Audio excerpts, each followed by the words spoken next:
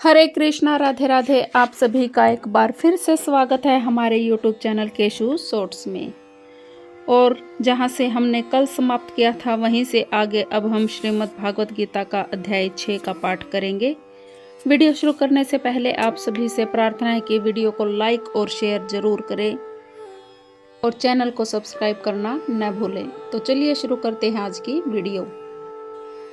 वह व्यक्ति आत्म साक्षात्कार को प्राप्त तथा योगी कहलाता है जो अपने अर्जित ज्ञान तथा अनुभूति से पूर्णतः संतुष्ट रहता है।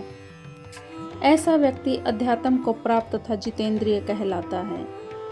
वह सभी वस्तुओं को, चाहे वे कंकड़ हों, पत्थर हों या सोना, एक समान देखता है। कोई भी व्यक्ति अपनी दूषित इंद्रियों के द्वारा श्री कृष्ण के नाम, रूप, गुण तथा उनकी लीलाओं की दिव्य प्रकृति को नहीं समझ सकता। भगवान की दिव्य सेवा से पूरित होने पर भी उनके कोई दिव्य नाम, रूप, गुण तथा लीलाओं को समझ सकता है। यह भगवद गीता कृष्ण भावनामृत का विज्ञान है। मात्र संसारी विद्वता से कोई कृष्ण भावना भावित नहीं हो सकता। उसे विशुद्ध चेतना वाले व्यक्ति का सानिध्य प्राप्त होने का सौभाग्य मिलना चाहिए। कृष्ण भावना भावित व्यक्ति को भगवत कृपा से ज्ञान की अनुभूति होती है, क्योंकि वह विशुद्ध भक्ति से तुष्ट रहता है। अनुभूति ज्ञान से वह पूर्ण बनता है। आध्यात्मिक ज्ञान से मनुष्य अपने संकल्पों में दृढ़ रह सकता है, किंतु मात्र शैक्षणिक ज्ञान से वह बाह्य विरोधाभास करके मोहित तथा भ्रमित होता रहता है। केवल अनुभवी आत्मा ही आत्म संयमी होता है, क्योंकि वह कृष्ण की शरण में जा चुका होता है। वह दिव्य होता है, क्योंकि उसे संसारी विद्वता से कुछ लेना देना नहीं रहता। उसके लिए संसारी विद्वता तथा मनोधर्म, जो अन्यों के लिए स्वर्ण के समान उत्तम होते हैं, कंकड़ों या पत्थरों से अधिक नहीं होते। जब मनुष्य निष्कपट हितैषियों, प्रिय मित्रों, तटस्थों, मध्यस्थों, ईर्ष्यालुओं, शत्रुओं तथा मित्रों, पुण्यात्माओं एवं पापियों को समान भाव से देखता है, तो वह और भी उन्नत माना जाता है। योगी को चाहिए कि वह सदैव अपने शरीर, मन तथा आत्मा को परमेश्वर में लगाए, एकांत स्थान में रहे और बड़ी सावधानी के साथ अपने मन को वश में करे। उसे समस्त आकांक्षाओं और संग्रह भाव की इच्छाओं से मुक्त होना चाहिए। कृष्ण की अनुभूति ब्रह्म, परमात्मा तथा श्री भगवान के विभिन्न रूपों में होती है। कृष्ण भावनामृत का अर्थ है भगवान की दिव्य प्रेमा भक्ति में निरंतर प्रवृत्त रहना। किंतु जो लोग निराकार ब्रह्म तथा अंतर्यामी परमात्मा के प्रति आसक्त होते हैं, वे भी आंशिक रूप से कृष्ण भावना भावित हैं, क्योंकि निराकार ब्रह्म कृष्ण की आध्यात्मिक किरण है और परमात्मा कृष्ण का सर्वव्यापी आंशिक विस्तार होता है। इस प्रकार निर्विशेषवादी तथा ध्यान योगी, जो भी अप्रोक्ष रूप से कृष्ण भावना भावित होते हैं, प्रत्यक्ष कृष्ण भावना भावित व्यक्ति सर्वोच्च योगी होता है, क्योंकि ऐसा भक्त जानता है कि ब्रह्मा और परमात्मा क्या है। उसका परम सत्य विषयक ज्ञान पूर्ण होता है। जब निर्विशेषवादी तथा ध्यान योगी अपूर्ण रूप में कृष्ण भावना भावित होते हैं, इतने पर भी इन सबों को अपने अपने कार्यों में निरंतर लगे रहने का आदेश दिया जाता है, जिससे वे देर सवेर परम सिद्धि प्राप्त कर सकें। योगी का पहला कर्तव्य है कि वह कृष्ण पर अपना ध्यान सदैव एकाग्र रखे। उसे सदैव कृष्ण का चिंतन करना चाहिए और एक क्षण के लिए भी उन्हें नहीं भूलना चाहिए। परमेश्वर में मन की एकाग्रता ही समाधि कहलाती है। मन को एकाग्र करने के लिए सदैव एकांतवास करना चाहिए और बाहरी उपद्रवों से बचना चाहिए। योगी को चाहिए कि वह अनुकूल परिस्थितियों को ग्रहण करे और प्रतिकूल परिस्थितियों का त्याग करे, जिससे उसकी अनुभूति पर कोई प्रभाव न पड़े। पूर्ण संकल्प कर लेने पर उसे उन व्यर्थ की वस्तुओं के पीछे नहीं पड़ना चाहिए जो परिग्रह भाव में उसे फंसा ले। ये सारी सिद्धियां तथा सावधानियां तभी पूर्ण रूपेण कार्यान्वित हो सकती हैं जब मनुष्य कृष्ण भावना भावित हो, और क्योंकि साक्षात कृष्ण भावनामृत का अर्थ है आत्मा स्वर्ग, जिसमें संग्रह भाव के लिए लेश मात्र स्थान नहीं होता। श्रील रूप गोस्वामी कृष्ण भावनामृत का लक्षण इस प्रकार देते हैं। जब मनुष्य किसी वस्तु के प्रति आसक्त न रहते हुए कृष्ण से संबंधित हर वस्तु को स्वीकार कर लेता है, तभी वह परिग्रहत्व के ऊपर स्थित रहता है। दूसरी ओर जो व्यक्ति कृष्ण से संबंधित प्रत्येक वस्तु को बिना जाने त्याग देता है, उसका वैराग्य पूरा नहीं होता। कृष्ण भावना भावित व्यक्ति भली भांति जानता है कि प्रत्येक वस्तु श्री कृष्ण की है। फलस्वरूप वह सभी प्रकार के परिग्रह भाव से मुक्त रहता है। इस प्रकार वह अपने लिए किसी वस्तु की लालसा नहीं करता। वह जानता है कि किस प्रकार कृष्ण भावनामृत के अनुरूप वस्तुओं को स्वीकार किया जाता है और कृष्ण भावनामृत के प्रतिकूल वस्तुओं का परित्याग कर दिया जाता है। वह सदैव भौतिक वस्तुओं से दूर रहता है, क्योंकि वह दिव्य है। कृष्ण भावनामृत से रहित व्यक्तियों में किसी प्रकार का सरोकार न रखने के कारण सदा अकेला रहता है। कृष्ण भावनामृत में रहने वाला व्यक्ति पूर्ण योगी होता है। योगाभ्यास के लिए योगी एकांत स्थान में जाकर भूमि पर कुशा बिछा दे और फिर उसे मृगछाला से ढके तथा ऊपर से मुलायम वस्त्र बिछा दे। आसन न तो बहुत ऊंचा हो और न ही बहुत नीचा, यह पवित्र स्थान में स्थित हो। योगी को चाहिए कि इस पर दृढ़तापूर्वक बैठ जाए और मन, इंद्रियों तथा कर्मों को वश में करते हुए मन को एक बिंदु पर स्थिर करके हृदय को शुद्ध करने के लिए योगाभ्यास करे। पवित्र स्थान तीर्थ स्थान का सूचक है। भारत में योगी तथा भक्त अपना घर त्याग कर प्रयाग, मथुरा, वृंदावन, हर्षिकेश तथा हरिद्वार जैसे पवित्र स्थानों में वास करते हैं और एकांत स्थान में योगाभ्यास करते हैं, जहाँ यमुना तथा गंगा जैसी नदियाँ प्रवाहित होती हैं। किंतु ऐसा करना सबों के लिए, विशेषतया पाश्चात्यों के लिए संभव नहीं है। बड़े बड़े शहरों की तथाकथित योग समितियाँ भले ही धन कमा ले, किंतु वे योग के वास्तविक अभ्यास के लिए सर्वथा अनुपयुक्त होती हैं। जिसका मन विचलित है और जो आत्म संयमी नहीं है, वह ध्यान का अभ्यास नहीं कर सकता। पुराण में कहा गया है कि वर्तमान युग में जब लोग अल्पजीवी आत्म साक्षात्कार में मंद तथा चिंताओं से ग्रसित रहते हैं, भगवत प्राप्ति का सर्वश्रेष्ठ माध्यम भगवान के पवित्र नाम का कीर्तन है। कलह और दंभ के इस युग में मोक्ष का एकमात्र साधन भगवान के पवित्र नाम का कीर्तन करना है। कोई दूसरा मार्ग नहीं है। कोई दूसरा मार्ग इसका नहीं है। योगाभ्यास करने वाले को चाहिए कि वह अपने शरीर, गर्दन तथा सिर को सीधा रखे और नाक के अगले सिरे पर दृष्टि लगाए।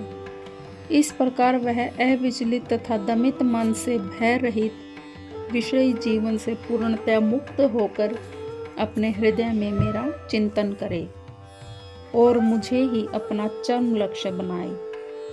जीवन का उद्देश्य कृष्ण को जानना है, जो प्रत्येक जीव के हृदय में चतुर्भुज परमात्मा रूप में स्थित है।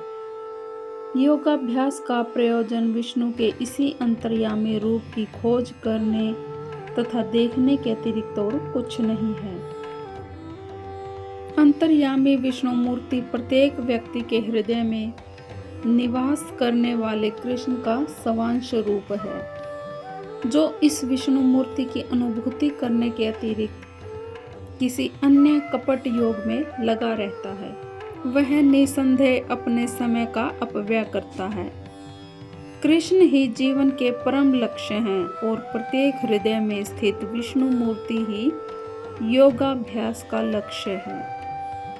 हृदय के भीतर इस विष्णु मूर्ति की अनुभूति प्राप्त करने के लिए ब्रह्मचर्य व्रत अनिवार्य है। मनुष्य को चाहिए कि घर छोड़ दे और किसी एकांत स्थान में बताई गई विधि से आसीन होकर रहे। नित्य प्रति घर में ये मैथुन भोग करते हुए तथा कथित योग की कक्षा में जाने मात्र से कोई योगी नहीं होता। उसे मन को संयमित करने का अभ्यास करना होता है और सभी प्रकार की इंद्रिय तृप्ति से, जिसमें मैथुन जीवन मुख्य है, बचना होता है। महान ऋषि ने नियमों के बारे में बताया है। सभी कालों में, सभी अवस्थाओं में तथा सभी स्थानों में मनसा वाचा कर्मणा मैथुन भोग से पूर्णतया दूर रहने में सहायता करना ही ब्रह्मचर्य व्रत का लक्ष्य है। मैथुन में प्रवृत्त रहकर योगाभ्यास नहीं किया जा सकता। इसीलिए बचपन से ही जब कोई इस चीज़ का ज्ञान नहीं होता, ब्रह्मचर्य की शिक्षा दी जाती है। 5 वर्ष की आयु में बच्चों को गुरुकुल भेजा जाता है, जहाँ गुरु उन्हें ब्रह्मचारी बनने के दृढ़ नियमों की शिक्षा देता है।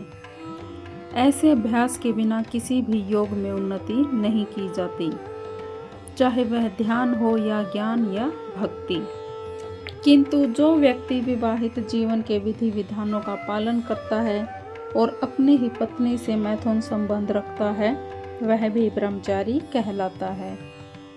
ऐसे संयमशील गृहस्थ ब्रह्मचारी को भक्ति संप्रदाय में स्वीकार किया जा सकता है, किंतु ज्ञान तथा ध्यान संप्रदाय वाले ऐसे गृहस्थ ब्रह्मचारी को भी प्रवेश नहीं देते। उनके लिए पूर्णतः ब्रह्मचर्य अनिवार्य है।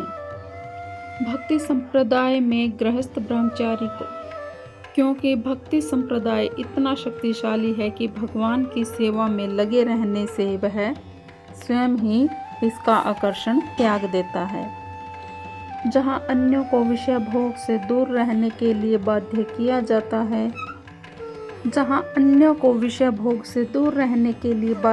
जाता है, वहीं भगवद रसवादन के कारण इंद्रिय तृप्ति से विरक्त हो जाता है। भक्त को छोड़कर अन्य किसी को इस अनुपम रस का ज्ञान नहीं होता। बद्धजीव अपनी विकृत स्मृति तथा कृष्ण के साथ अपने शाश्वत संबंध की विस्मृति के कारण भयभीत रहता है। कृष्ण भावना भावित व्यक्ति ही योग का पूर्ण अभ्यास कर सकता है, क्योंकि योगाभ्यास का चरम लक्ष्य अंतःकरण में भगवान का दर्शन पाना है और कृष्ण भावना भावित व्यक्ति पहले ही समस्त योगियों में श्रेष्ठ होता है। यहाँ पर वर्णित योग विधि के नियम तथा कथित योग लोकप्रिय योग समितियों से भिन्न हैं। इस प्रकार शरीर, मन तथा कर्म में निरंतर संयम का अभ्यास करते हुए संयमित मन वाले योगी को इस भौतिक अस्तित्व की समाप्ति पर भगवत धाम की प्राप्ति होती है। अब योगाभ्यास के चरम लक्ष्य का स्पष्टीकरण किया जा रहा है।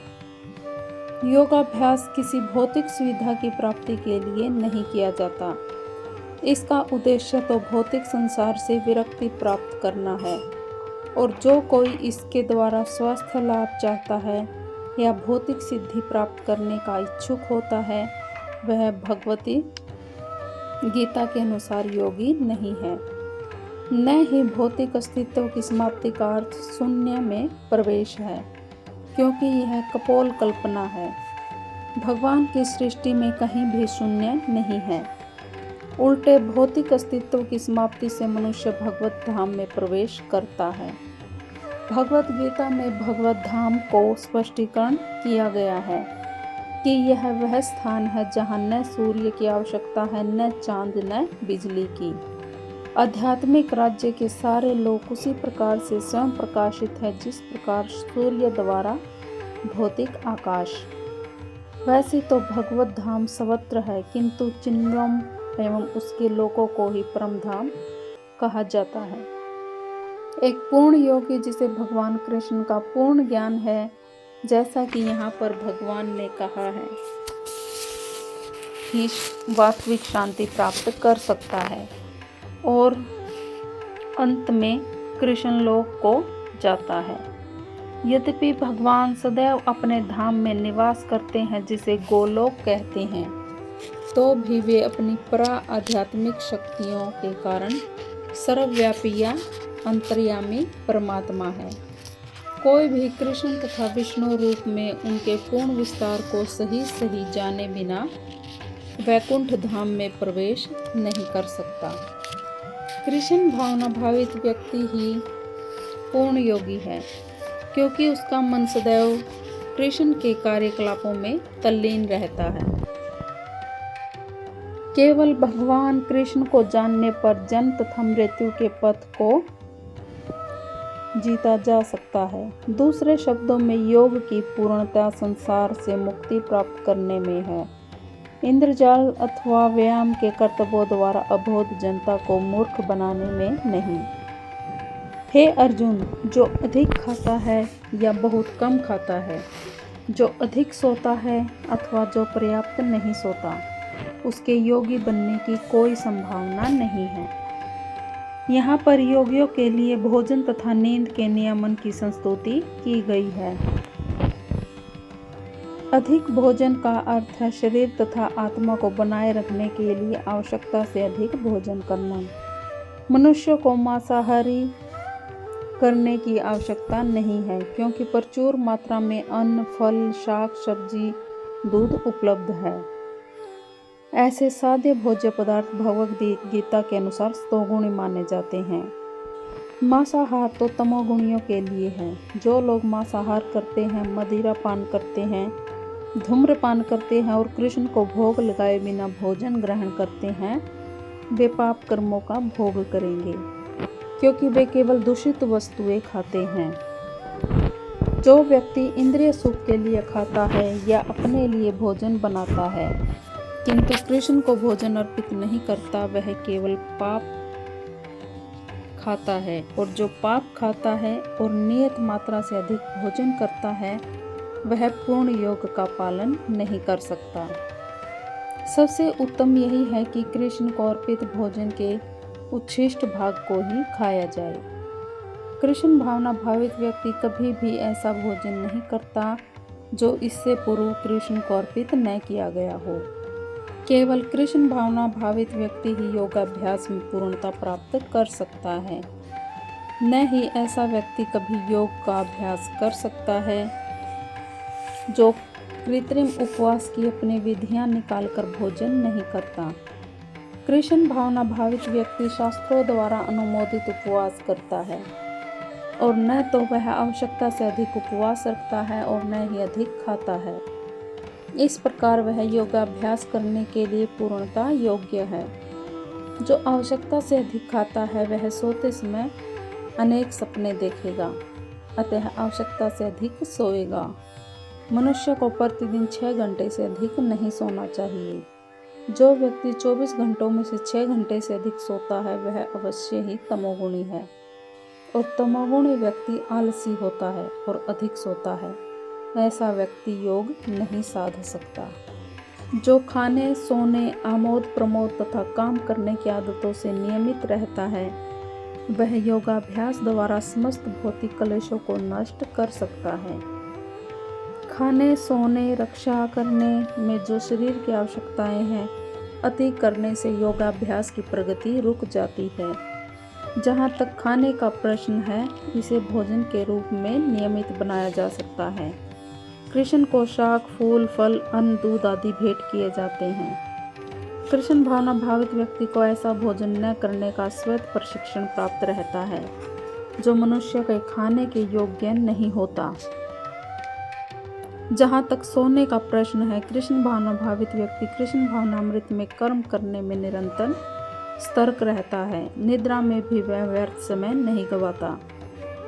कृष्ण भावना भावित व्यक्ति अपना 1 मिनट का समय भी भगवान की सेवा के बिना नहीं बिताना चाहता। वह कम से कम सोता है, जो कृष्ण की सेवा में निरंतर लगे रहते हैं, श्री गोस्वामी हैं। दिन भर में 2 घंटे से अधिक नहीं सोते थे और कभी कभी तो उतना भी नहीं सोते थे। ठाकुर हरिदास तो अपनी माला में 3 लाख नामों का जप किए बिना तो न तो प्रसाद ग्रहण करते थे और न ही सोते थे।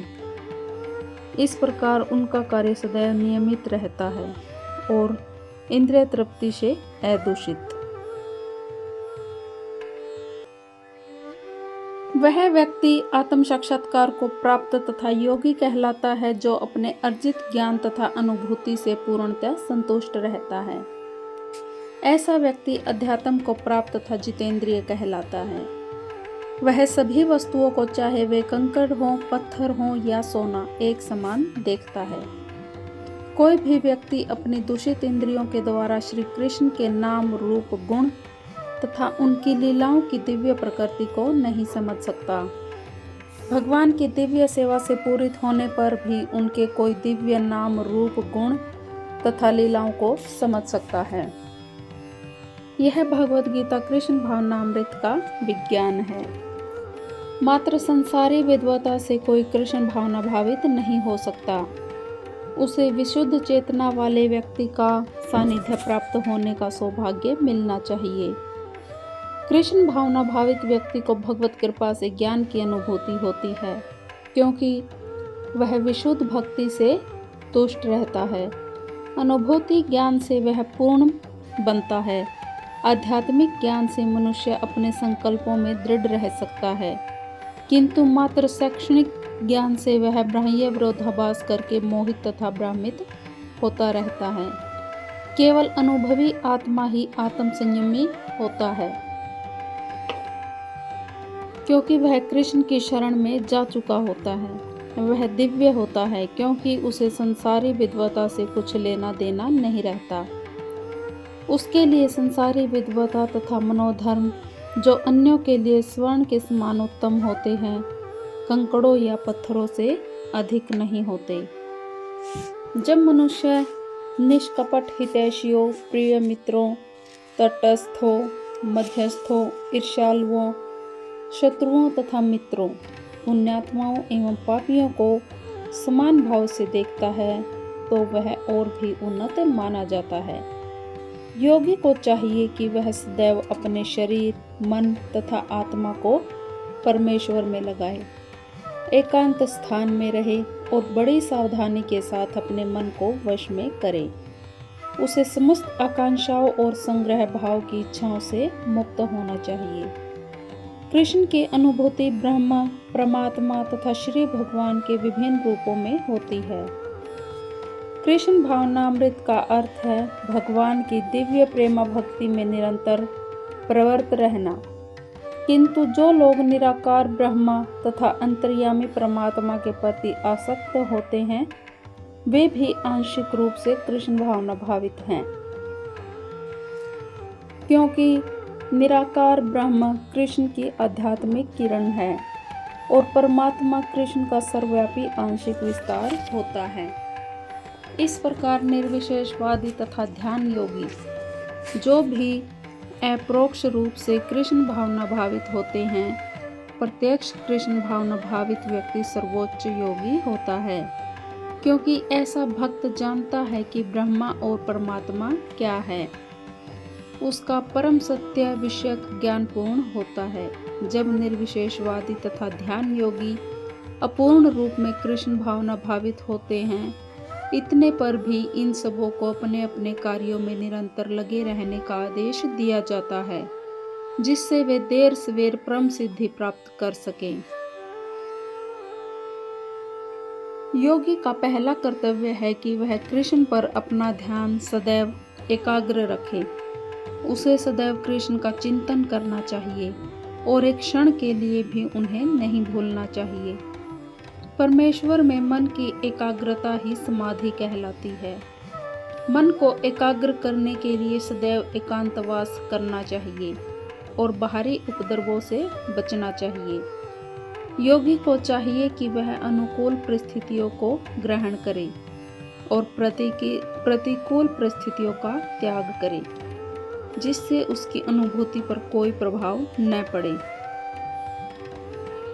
पूर्ण संकल्प कर लेने पर उसे उन व्यर्थ की वस्तुओं के पीछे नहीं पड़ना चाहिए जो परिग्रह भाव में उसे फंसा ले। ये सारी सिद्धियां तथा सावधानियां तभी पूर्ण रूपेण कार्यान्वित हो सकती हैं जब मनुष्य कृष्ण भावना भावित हो, और क्योंकि साक्षात कृष्ण भावनामृत का अर्थ है आत्मा स्वर्ग, जिसमें संग्रह भाव के लिए लेश मात्र स्थान नहीं होता। श्रील रूप गोस्वामी कृष्ण भावनामृत का लक्षण इस प्रकार देते हैं। जब मनुष्य किसी वस्तु के प्रति आसक्त न रहते हुए कृष्ण से संबंधित हर वस्तु को स्वीकार कर लेता है, तभी वह परिग्रहत्व के ऊपर स्थित रहता है। दूसरी ओर जो व्यक्ति कृष्ण से संबंधित प्रत्येक वस्तु को बिना जाने त्याग देता है, उसका वैराग्य पूरा नहीं होता। कृष्ण भावना भावित व्यक्ति भली भांति जानता है कि प्रत्येक वस्तु श्री कृष्ण की है। फलस्वरूप वह सभी प्रकार के परिग्रह भाव से मुक्त रहता है। इस प्रकार वह अपने लिए किसी वस्तु की लालसा नहीं करता। वह जानता है कि किस प्रकार कृष्ण भावनामृत के अनुरूप वस्तुओं को स्वीकार किया जाता है और कृष्ण भावनामृत के प्रतिकूल वस्तुओं का परित्याग कर दिया जाता है। वह सदैव भौतिक वस्तुओं से दूर रहता है, क्योंकि वह दिव्य है। कृष्ण भावनामृत से रहित व्यक्तियों में किसी प्रकार का सरोकार न रखने के कारण सदा अकेला रहता है। कृष्ण भावनामृत में रहने वाला व्यक्ति पूर्ण योगी होता है। योगाभ्यास के लिए योगी एकांत स्थान में जाकर भूमि पर कुशा बिछा दे और फिर उसे मृगछाला से ढके तथा ऊपर से मुलायम वस्त्र बिछा दे। आसन न तो बहुत ऊंचा हो और न ही बहुत नीचा, यह पवित्र स्थान में स्थित हो। योगी को चाहिए कि इस पर दृढ़तापूर्वक बैठ जाए और मन, इंद्रियों तथा कर्मों को वश में करते हुए मन को एक बिंदु पर स्थिर करके हृदय को शुद्ध करने के लिए योगाभ्यास करे। पवित्र स्थान तीर्थ स्थान का सूचक है। भारत में योगी तथा भक्त अपना घर त्याग कर प्रयाग, मथुरा, वृंदावन, हर्षिकेश तथा हरिद्वार जैसे पवित्र स्थानों में वास करते हैं और एकांत स्थान में योगाभ्यास करते हैं, जहाँ यमुना तथा गंगा जैसी नदियाँ प्रवाहित होती हैं। किंतु ऐसा करना सबों के लिए, विशेषतया पाश्चात्यों के लिए संभव नहीं है। बड़े बड़े शहरों की तथाकथित योग समितियां भले ही धन कमा लें, किंतु वे योग के वास्तविक अभ्यास के लिए सर्वथा अनुपयुक्त होती हैं। जिसका मन विचलित है और जो आत्म संयमी नहीं है, वह ध्यान का अभ्यास नहीं कर सकता। पुराण में कहा गया है कि वर्तमान युग में जब लोग अल्पजीवी, आत्म साक्षात्कार में मंद तथा चिंताओं से ग्रसित रहते हैं, भगवत प्राप्ति का सर्वश्रेष्ठ माध्यम भगवान के पवित्र नाम का कीर्तन है। कलह और दंभ के इस युग में मोक्ष का एकमात्र साधन भगवान के पवित्र नाम का कीर्तन करना है, कोई दूसरा मार्ग नहीं है। कोई दूसरा मार्ग इसका नहीं है। योगाभ्यास करने वाले को चाहिए कि वह अपने शरीर, गर्दन तथा सिर को सीधा रखे और नाक के अगले सिरे पर दृष्टि लगाए। इस प्रकार वह अविचलित तथा दमित मन से भय रहित विषयी जीवन से पूर्णतया मुक्त होकर अपने हृदय में मेरा चिंतन करे और मुझे ही अपना चरम लक्ष्य बनाए। जीवन का उद्देश्य कृष्ण को जानना है, जो प्रत्येक जीव के हृदय में चतुर्भुज परमात्मा रूप में स्थित है। योगाभ्यास का प्रयोजन विष्णु के इसी अंतर्यामी रूप की खोज करने तथा देखने के अतिरिक्त और कुछ नहीं है। अंतर्यामी विष्णु मूर्ति प्रत्येक व्यक्ति के हृदय में निवास करने वाले कृष्ण का सवांश रूप है, जो इस विष्णु मूर्ति की अनुभूति करने के अतिरिक्त किसी अन्य कपट योग में लगा रहता है। वह निसंदेह अपने समय का अपव्यय करता है। कृष्ण ही जीवन के परम लक्ष्य हैं और प्रत्येक हृदय में स्थित विष्णु मूर्ति ही योगाभ्यास का लक्ष्य है। हृदय के भीतर इस विष्णु मूर्ति की अनुभूति प्राप्त करने के लिए ब्रह्मचर्य व्रत अनिवार्य है। मनुष्य को चाहिए कि घर छोड़ दे और किसी एकांत स्थान में बताई गई विधि से आसीन होकर रहे। नित्य प्रति घर में ये मैथुन भोग करते हुए तथा कथित योग की कक्षा में जाने मात्र से कोई योगी नहीं होता। उसे मन को संयमित करने का अभ्यास करना होता है और सभी प्रकार की इंद्रिय तृप्ति से, जिसमें मैथुन जीवन मुख्य है, बचना होता है। महान ऋषि ने नियमों के बारे में बताया है। सभी कालों में, सभी अवस्थाओं में तथा सभी स्थानों में मनसा वाचा कर्मणा मैथुन भोग से पूर्णतया दूर रहने में सहायता करना ही ब्रह्मचर्य व्रत का लक्ष्य है। मैथुन में प्रवृत्त रहकर योगाभ्यास नहीं किया जा सकता। इसीलिए बचपन से ही जब कोई इस चीज़ का ज्ञान नहीं होता, ब्रह्मचर्य की शिक्षा दी जाती है। 5 वर्ष की आयु में बच्चों को गुरुकुल भेजा जाता है, जहाँ गुरु उन्हें ब्रह्मचारी बनने के दृढ़ नियमों की शिक्षा देता है। ऐसे अभ्यास के बिना किसी भी योग में उन्नति नहीं की जाती, चाहे वह ध्यान हो या ज्ञान या भक्ति। किंतु जो व्यक्ति विवाहित जीवन के विधि विधानों का पालन करता है और अपनी ही पत्नी से मैथुन संबंध रखता है, वह भी ब्रह्मचारी कहलाता है। ऐसे संयमशील गृहस्थ ब्रह्मचारी को भक्ति संप्रदाय में स्वीकार किया जा सकता है, किंतु ज्ञान तथा ध्यान संप्रदाय वाले ऐसे गृहस्थ ब्रह्मचारी को भी प्रवेश नहीं देते। उनके लिए पूर्णतः ब्रह्मचर्य अनिवार्य है। भक्ति संप्रदाय में गृहस्थ ब्रह्मचारी को, क्योंकि भक्ति संप्रदाय इतना शक्तिशाली है कि भगवान की सेवा में लगे रहने से वह स्वयं ही इसका आकर्षण त्याग देता है। जहाँ अन्यों को विषय भोग से दूर रहने के लिए बाध्य किया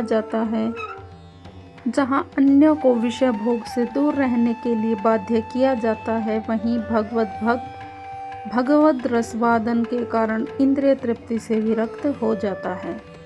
भक्त को छोड़कर अन्य किसी को इस अनुपम रस का ज्ञान नहीं होता। बद्धजीव अपनी विकृत स्मृति तथा कृष्ण के साथ अपने शाश्वत संबंध की विस्मृति के कारण भयभीत रहता है।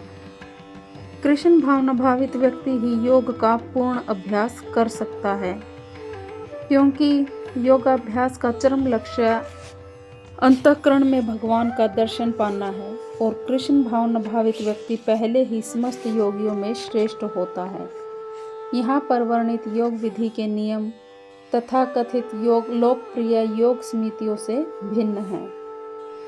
इस प्रकार शरीर, मन तथा कर्म में निरंतर संयम का अभ्यास करते हुए संयमित मन वाले योगी को इस भौतिक अस्तित्व की समाप्ति पर भगवत धाम की प्राप्ति होती है।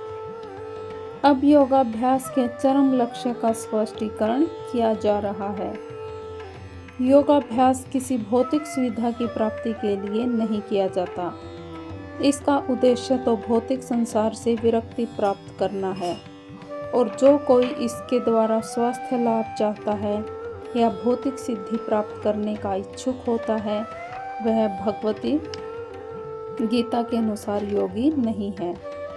न ही भौतिक अस्तित्व की समाप्ति का अर्थ शून्य में प्रवेश है, क्योंकि यह कपोल कल्पना है। भगवान की सृष्टि में कहीं भी शून्य नहीं है। उल्टे भौतिक अस्तित्व की समाप्ति से मनुष्य भगवत धाम में प्रवेश करता है। भगवत गीता में भगवत धाम को स्पष्टीकरण किया गया है कि यह वह स्थान है जहाँ न सूर्य की आवश्यकता है, न चांद, न बिजली की। आध्यात्मिक राज्य के सारे लोग उसी प्रकार से स्वयं प्रकाशित है जिस प्रकार सूर्य द्वारा भौतिक आकाश। वैसे तो भगवत धाम सर्वत्र है, किंतु चिन्मयम एवं उसके लोगों को ही परम धाम कहा जाता है। एक पूर्ण योगी जिसे भगवान कृष्ण का पूर्ण ज्ञान है, जैसा कि यहाँ पर भगवान ने कहा है, ही वास्तविक शांति प्राप्त कर सकता है और अंत में कृष्ण लोक को जाता है। यद्यपि भगवान सदैव अपने धाम में निवास करते हैं, जिसे गोलोक कहते हैं, तो भी वे अपनी परा आध्यात्मिक शक्तियों के कारण सर्वव्यापी या अंतर्यामी परमात्मा है। कोई भी कृष्ण तथा विष्णु रूप में उनके पूर्ण विस्तार को सही सही जाने बिना वैकुंठ धाम में प्रवेश नहीं कर सकता। कृष्ण भावना भावित व्यक्ति ही पूर्ण योगी है, क्योंकि उसका मन सदैव कृष्ण के कार्यकलापों में तल्लीन रहता है।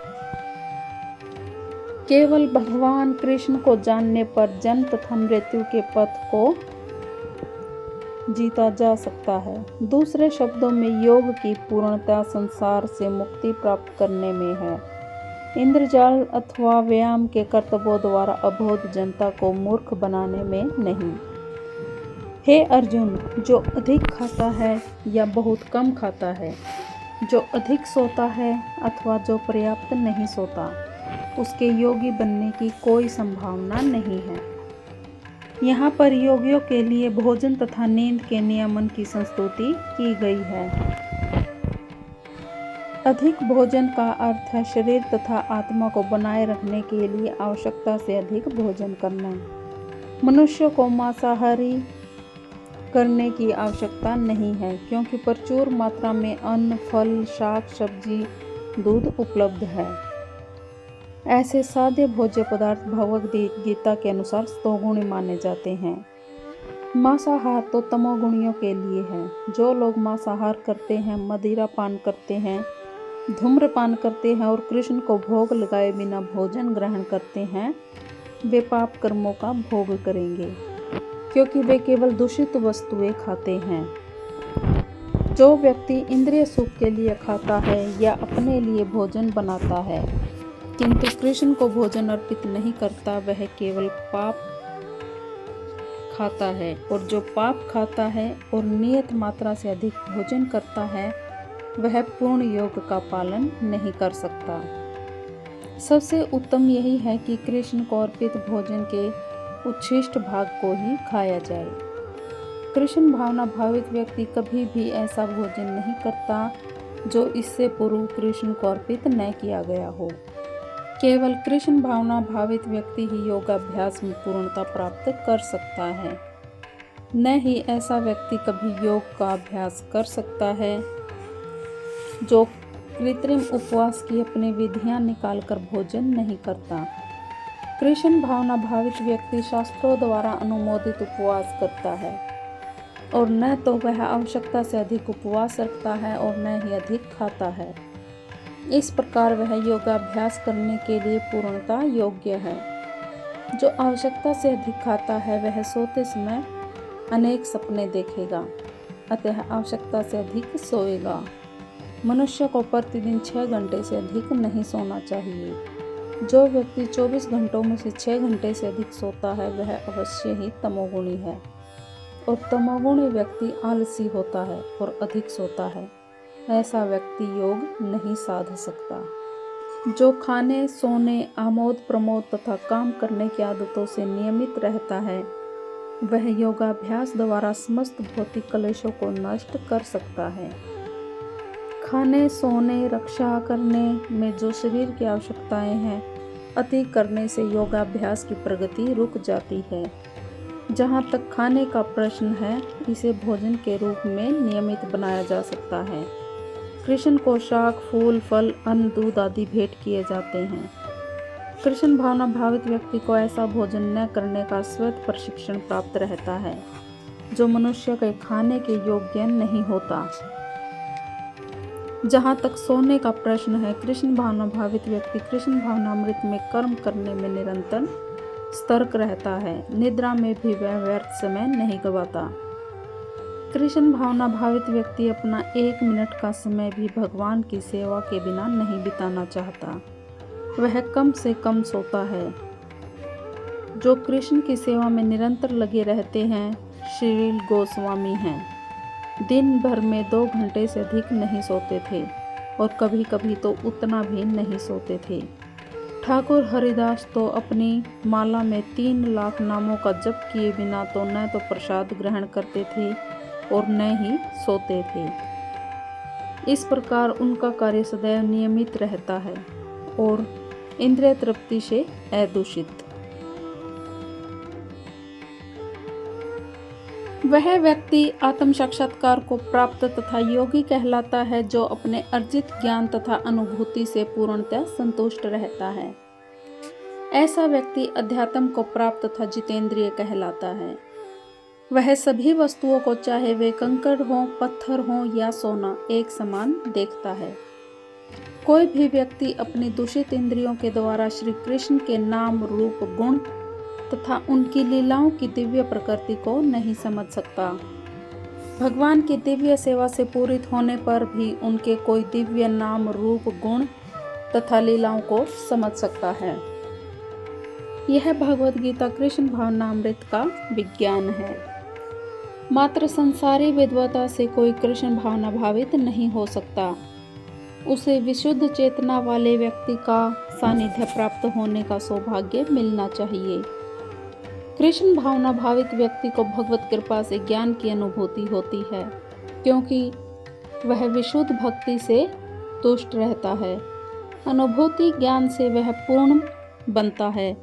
आध्यात्मिक ज्ञान से मनुष्य अपने संकल्पों में दृढ़ रह सकता है, किंतु मात्र शैक्षणिक ज्ञान से वह बाह्य विरोधाभास करके मोहित तथा भ्रमित होता रहता है। केवल अनुभवी आत्मा ही आत्म संयमी होता है, क्योंकि वह कृष्ण की शरण में जा चुका होता है। वह दिव्य होता है, क्योंकि उसे संसारी विद्वता से कुछ लेना देना नहीं रहता। उसके लिए संसारी विद्वता तथा मनोधर्म, जो अन्यों के लिए स्वर्ण के समान उत्तम होते हैं, कंकड़ों या पत्थरों से अधिक नहीं होते। जब मनुष्य निष्कपट हितैषियों, प्रिय मित्रों, तटस्थों, मध्यस्थों, ईर्ष्यालुओं, शत्रुओं तथा मित्रों, पुण्यात्माओं एवं पापियों को समान भाव से देखता है, तो वह और भी उन्नत माना जाता है। योगी को चाहिए कि वह सदैव अपने शरीर, मन तथा आत्मा को परमेश्वर में लगाए, एकांत स्थान में रहे और बड़ी सावधानी के साथ अपने मन को वश में करे। उसे समस्त आकांक्षाओं और संग्रह भाव की इच्छाओं से मुक्त होना चाहिए। कृष्ण की अनुभूति ब्रह्म, परमात्मा तथा श्री भगवान के विभिन्न रूपों में होती है।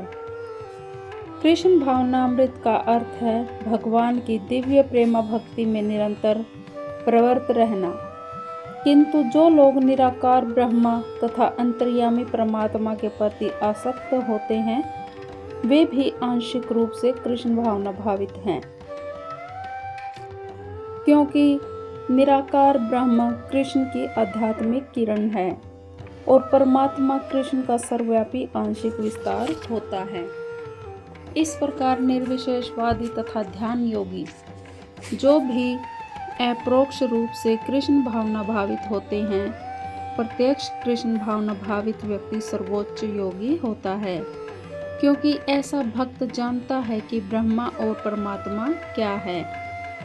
उसका परम सत्य विषयक ज्ञान पूर्ण होता है। जब निर्विशेषवादी तथा ध्यान योगी अपूर्ण रूप में कृष्ण भावना भावित होते हैं, इतने पर भी इन सबों को अपने अपने कार्यों में निरंतर लगे रहने का आदेश दिया जाता है, जिससे वे देर सवेर परम सिद्धि प्राप्त कर सकें। योगी का पहला कर्तव्य है कि वह कृष्ण पर अपना ध्यान सदैव एकाग्र रखे। उसे सदैव कृष्ण का चिंतन करना चाहिए और एक क्षण के लिए भी उन्हें नहीं भूलना चाहिए। परमेश्वर में मन की एकाग्रता ही समाधि कहलाती है। मन को एकाग्र करने के लिए सदैव एकांतवास करना चाहिए और बाहरी उपद्रवों से बचना चाहिए। योगी को चाहिए कि वह अनुकूल परिस्थितियों को ग्रहण करे और प्रतिकूल परिस्थितियों का त्याग करे, जिससे उसकी अनुभूति पर कोई प्रभाव न पड़े। पूर्ण संकल्प कर लेने पर उसे उन व्यर्थ की वस्तुओं के पीछे नहीं पड़ना चाहिए जो परिग्रह भाव में उसे फंसा ले। ये सारी सिद्धियां तथा सावधानियां तभी पूर्ण रूपेण कार्यान्वित हो सकती हैं जब मनुष्य कृष्ण भावना भावित हो, और क्योंकि साक्षात कृष्ण भावनामृत का अर्थ है आत्मा स्वर्ग, जिसमें संग्रह भाव के लिए लेश मात्र स्थान नहीं होता। श्रील रूप गोस्वामी कृष्ण भावनामृत का लक्षण इस प्रकार देते हैं। जब मनुष्य किसी वस्तु के प्रति आसक्त न रहते हुए कृष्ण से संबंधित हर वस्तु को स्वीकार कर लेता है, तभी वह परिग्रहत्व के ऊपर स्थित रहता है।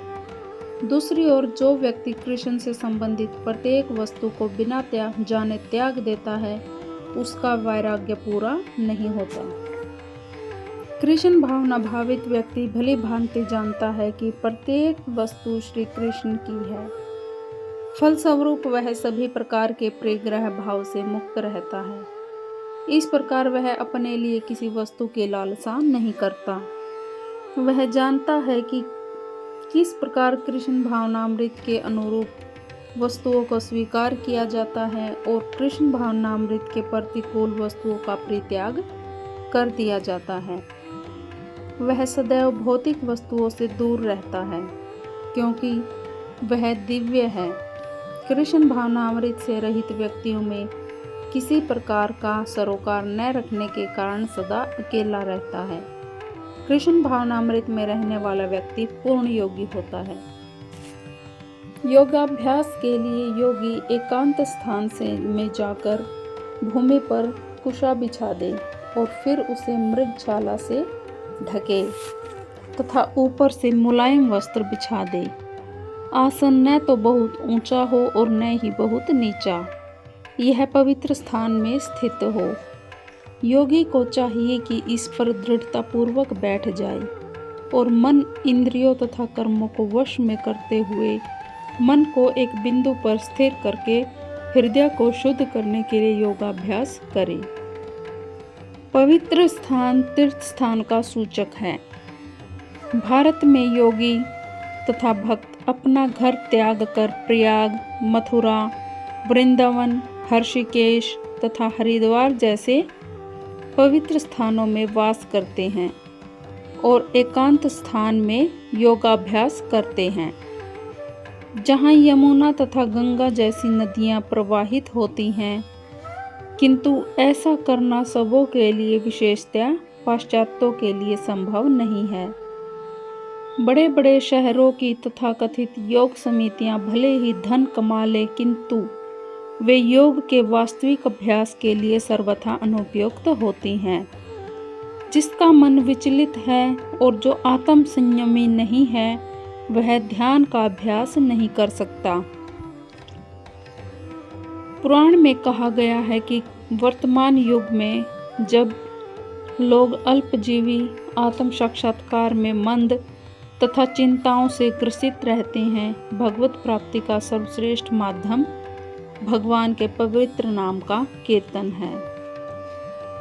कलह और दंभ के इस युग में मोक्ष का एकमात्र साधन भगवान के पवित्र नाम का कीर्तन करना है। कोई दूसरा मार्ग नहीं है। कोई दूसरा मार्ग इसका नहीं है। योगाभ्यास करने वाले को चाहिए कि वह अपने शरीर, गर्दन तथा सिर को सीधा रखे और नाक के अगले सिरे पर दृष्टि लगाए।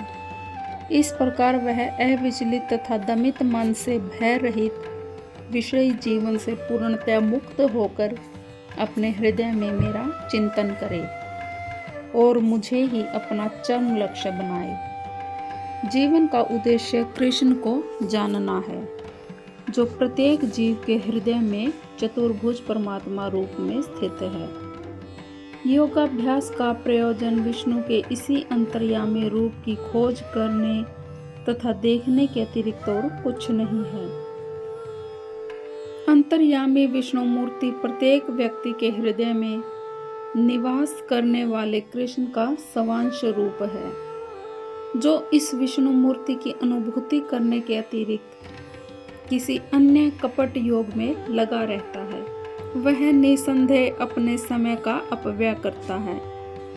कृष्ण ही जीवन के परम लक्ष्य हैं और प्रत्येक हृदय में स्थित विष्णु मूर्ति ही योगाभ्यास का लक्ष्य है। हृदय के भीतर इस विष्णु मूर्ति की अनुभूति प्राप्त करने के लिए ब्रह्मचर्य व्रत अनिवार्य है। मनुष्य को चाहिए कि घर छोड़ दे और किसी एकांत स्थान में बताई गई विधि से आसीन होकर रहे। नित्य प्रति घर में ये मैथुन भोग करते हुए तथा कथित योग की कक्षा में जाने मात्र से कोई योगी नहीं होता। उसे मन को संयमित करने का अभ्यास करना होता है और सभी प्रकार की इंद्रिय तृप्ति से, जिसमें मैथुन जीवन मुख्य है, बचना होता है। महान ऋषि ने नियमों के बारे में बताया है। सभी कालों में, सभी अवस्थाओं में तथा सभी स्थानों में मनसा वाचा कर्मणा मैथुन भोग से पूर्णतया दूर रहने में सहायता करना ही ब्रह्मचर्य व्रत का लक्ष्य है। मैथुन में प्रवृत्त रहकर योगाभ्यास नहीं किया जा सकता। इसीलिए बचपन से ही जब कोई इस चीज़ का ज्ञान नहीं होता, ब्रह्मचर्य की शिक्षा दी जाती है। 5 वर्ष की आयु में बच्चों को गुरुकुल भेजा जाता है, जहाँ गुरु उन्हें ब्रह्मचारी बनने के दृढ़ नियमों की शिक्षा देता है। ऐसे अभ्यास के बिना किसी भी योग में उन्नति नहीं की जाती, चाहे वह ध्यान हो या ज्ञान या भक्ति। किंतु जो व्यक्ति विवाहित जीवन के विधि विधानों का पालन करता है और अपनी ही पत्नी से मैथुन संबंध रखता है, वह भी ब्रह्मचारी कहलाता है। ऐसे संयमशील गृहस्थ ब्रह्मचारी को भक्ति संप्रदाय में स्वीकार किया जा सकता है, किंतु ज्ञान तथा ध्यान संप्रदाय वाले ऐसे गृहस्थ ब्रह्मचारी को भी प्रवेश नहीं देते। उनके लिए पूर्णतः ब्रह्मचर्य अनिवार्य है। भक्ति संप्रदाय में गृहस्थ ब्रह्मचारी को, क्योंकि भक्ति संप्रदाय इतना शक्तिशाली है कि भगवान की सेवा में लगे रहने से वह स्वयं ही इसका आकर्षण त्याग देता है। जहाँ अन्यों को विषय भोग से दूर रहने के लिए बाध्य किया जाता है, जहाँ अन्यों को विषय भोग से दूर रहने के लिए बाध्य किया जाता है, वहीं भगवद रसवादन के कारण इंद्रिय तृप्ति से विरक्त हो जाता है। भक्त को छोड़कर अन्य किसी को इस अनुपम रस का ज्ञान नहीं होता। बद्धजीव अपनी विकृत स्मृति तथा कृष्ण के साथ अपने शाश्वत संबंध की विस्मृति के कारण भयभीत रहता है। कृष्ण भावना भावित व्यक्ति ही योग का पूर्ण अभ्यास कर सकता है, क्योंकि योगाभ्यास का चरम लक्ष्य अंतःकरण में भगवान का दर्शन पाना है और कृष्ण भावना भावित व्यक्ति पहले ही समस्त योगियों में श्रेष्ठ होता है।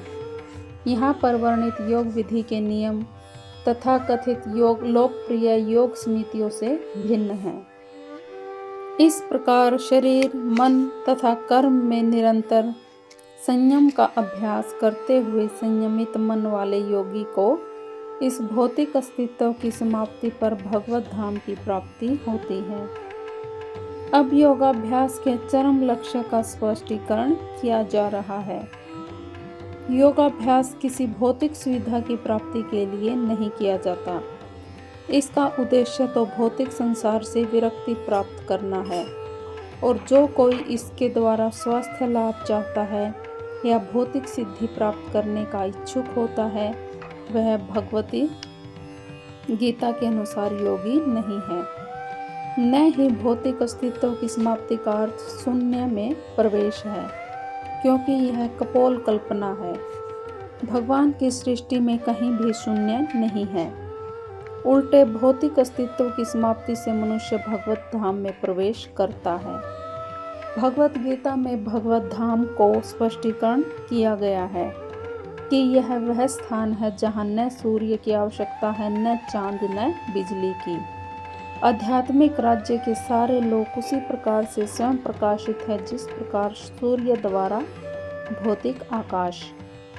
वैसे तो भगवत धाम सर्वत्र है, किंतु चिन्मयम एवं उसके लोगों को ही परम धाम कहा जाता है।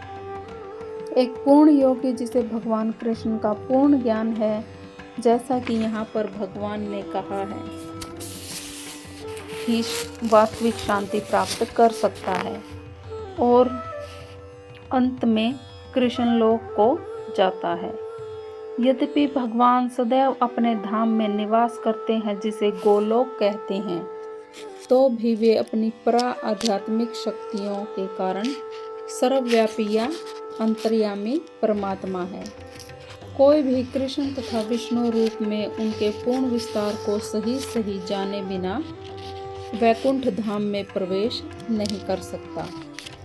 कृष्ण भावना भावित व्यक्ति ही पूर्ण योगी है, क्योंकि उसका मन सदैव कृष्ण के कार्यकलापों में तल्लीन रहता है। केवल भगवान कृष्ण को जानने पर जन्म तथा मृत्यु के पथ को जीता जा सकता है। दूसरे शब्दों में योग की पूर्णता संसार से मुक्ति प्राप्त करने में है, इंद्रजाल अथवा व्यायाम के कर्तव्यों द्वारा अबोध जनता को मूर्ख बनाने में नहीं।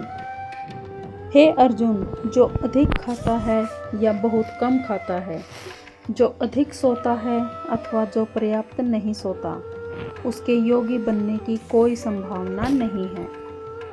यहाँ पर योगियों के लिए भोजन तथा नींद के नियमन की संस्तुति की गई है।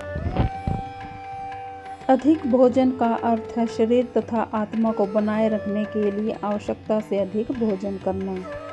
मनुष्य को मांसाहारी करने की आवश्यकता नहीं है, क्योंकि प्रचुर मात्रा में अन्न, फल, शाक, सब्जी, दूध उपलब्ध है। ऐसे सादे भोज्य पदार्थ भगवद गीता के अनुसार स्तोगुणी माने जाते हैं।